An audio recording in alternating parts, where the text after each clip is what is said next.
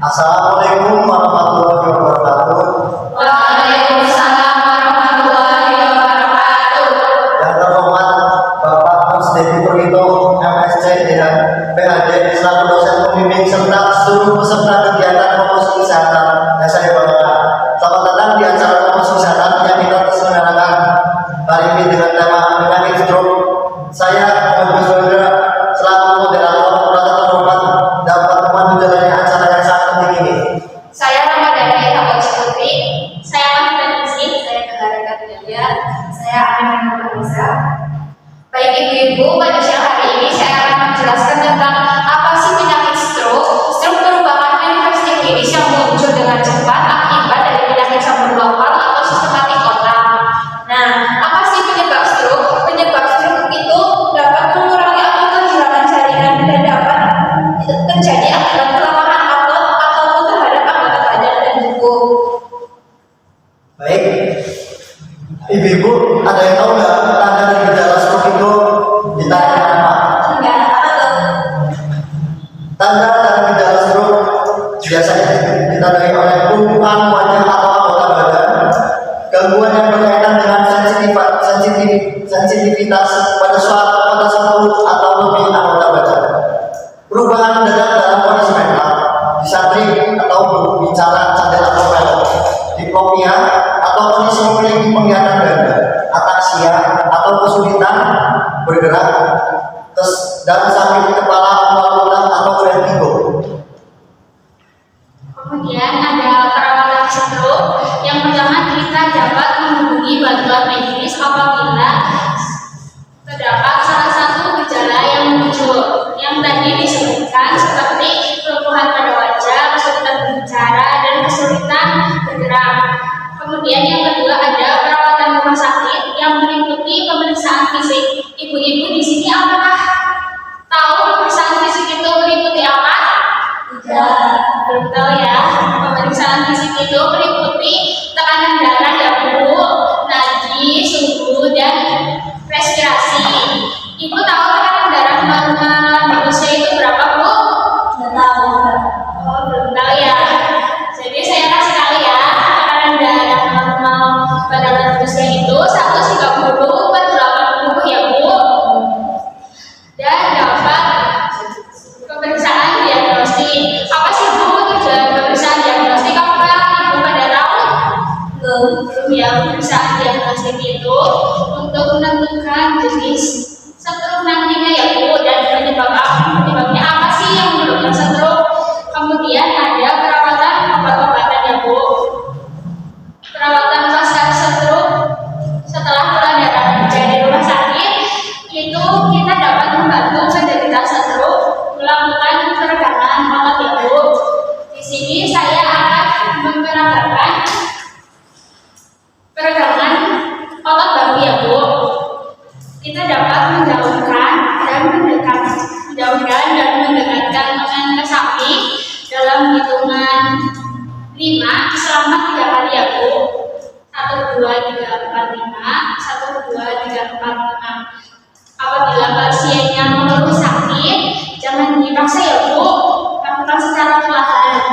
Kemudian yang kedua ada meluruskan dan menekuk siku. Yang satu tangannya di bawah siku dan yang satunya lagi kita di telapak tangan ya Bu. Jadi seperti ini. 1, 2, 3, 4, 5. 1, 2, 3, 4, 5. Selama 5 kali dan jangan dipaksakan ya Bu. Kemudian yang terakhir ada menggenggam dan membuka genggaman tangan. 1, 2, 3, 4, 5. 1, 2, 3, 4, 5. Yang terakhir membantu pasien makan apabila pasiennya kesulitan menelan ya Bu. Lalu ibu-ibu dari segi makanan apa aja sih yang harus dianjurkan dan tidak boleh dimakan oleh penderita stroke? Saya mau tanya ibu, anggota keluarganya mungkin teman atau kerabatnya ada yang kena stroke? Tidak ada ya. Oke, jadi makanan yang dianjurkan itu bukan makanan yang sehat ya Bu. Yang pertama makanan yang mengandung karbohidrat apa aja coba selain nasi?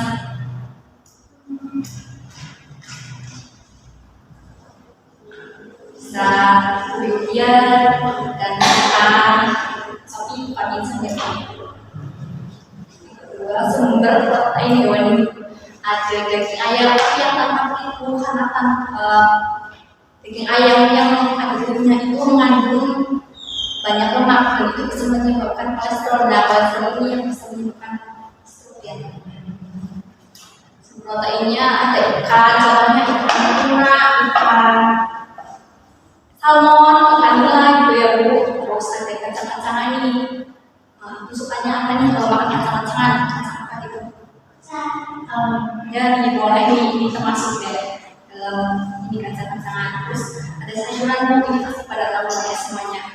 Sayuran sehat ya. Coba sebutin Bu apa aja? Satu. Boleh ya, boleh banget, benar sekali.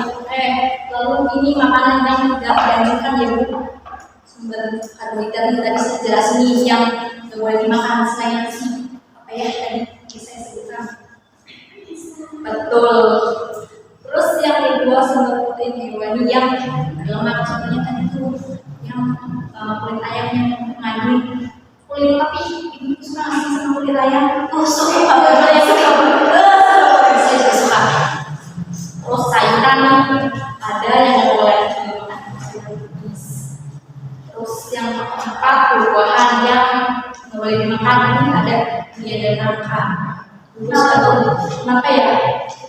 Setahu saya ada gula dalam durian dan nangka tinggi, dan salah satunya penyebab terjadinya stroke itu karena kandungan gula yang tinggi. Terus makanan-makanan yang digoreng, gorengan, ini suka ya? Oke.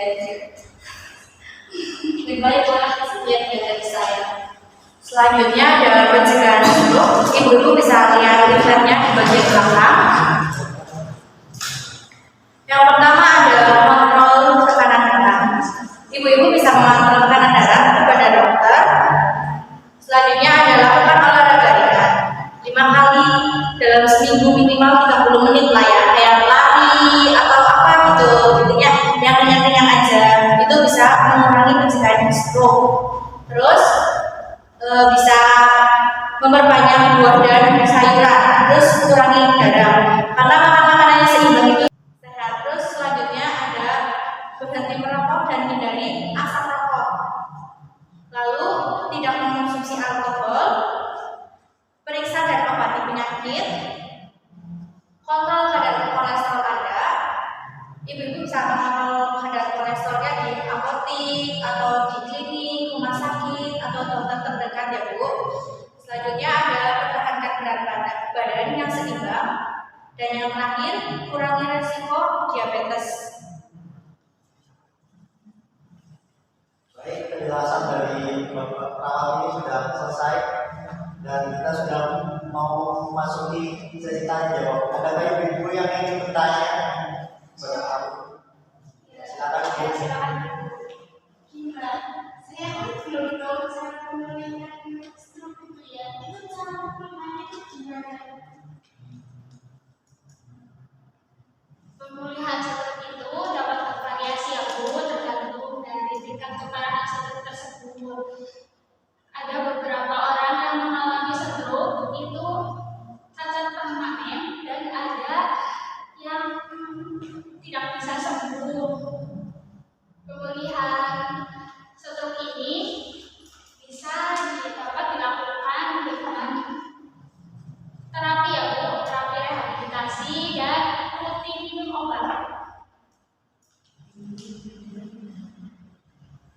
Adakah ibu yang ingin bertanya lagi? Saya, stroke bisa dijadikan apa sih Mbak? Stroke dapat terjadi karena terganggunya aliran darah ke otak ya Bu, atau tersumbatnya arteri yang mengalirkan darah ke otak. Hal ini disebabkan karena pembuluh darahnya pecah, dan ada kondisi lain yang dapat meningkatkan risiko stroke. Seperti tadi yang dijelaskan, ada tekanan darah tinggi, kolesterol tinggi, diabetes, dan kebiasaan merokok. Apakah sudah dipahami Bu? Terima kasih ya Mbak. Ibu-ibu ada yang tanya jawab, kita tutup dan kita akan Baik Ibu, kita sudah selesai di penghujung acara ya Bu. Adakah di sini yang mengingat apa pengertian dari stroke Bu? Saya Mbak. Oh ya, bisa dijelaskan Ibu. Stroke adalah kondisi yang terjadi ketika pasukan dalam otak atau kayak mengalami gangguan atau kekurangan akibat penyempitan. Ya, ya, betul sekali. Berarti Ibu paham ya Bu, stroke itu apa? Ya, Bisa diedukasikan ke keluarga ya Bu. ya.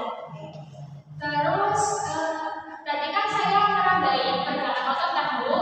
Adakah Ibu yang masih hafal contoh dari pergerakan otot? Bisa dicontohkan ya Bu? Ya, silakan. Ya, jadi telapak tangannya di sini ya Bu. Telapak tangannya di sini. Nah, coba Ibu secara pelan-pelan ya Bu. Dalam hitungan berapa Bu? Oh ya, silakan Bu. 1, 2, 3, 4, 1, 2, 3, 4, 5, 6, 7, 8, 9, 10. Ya. Terus kemudian selanjutnya meluruskan ya Bu dan menepuk siku. 1, 2, 3, 4, 5. 1, 2, 3, 4, 5. Kemudian yang terakhir ada genggaman tangan ya Bu. Bisa dibantu. Ya. 1, 2, 3, 4, 5. 1, 2, 3, 4, 5. Baik Ibu, terima kasih ya Ibu. Itu bisa diperagain ya Bu di rumah kepada penderita seterusnya untuk mencegah kekakuan pada sendi Ibu. Sendiri menderita rasanya. Terima kasih. kegiatan ini bertujuan untuk meningkatkan kesadaran kita Ibu semua tentang pentingnya menjaga kesehatan melalui berbagai sesi yang akan kita ikuti. Diharapkan kita semua bisa mendapatkan pengetahuan yang bermanfaat. Jadi kesimpulan yang bisa diambil, stroke adalah manifestasi klinis yang muncul dengan cepat sebagai akibat dari penyakit jamur lokal atau sistematik otak.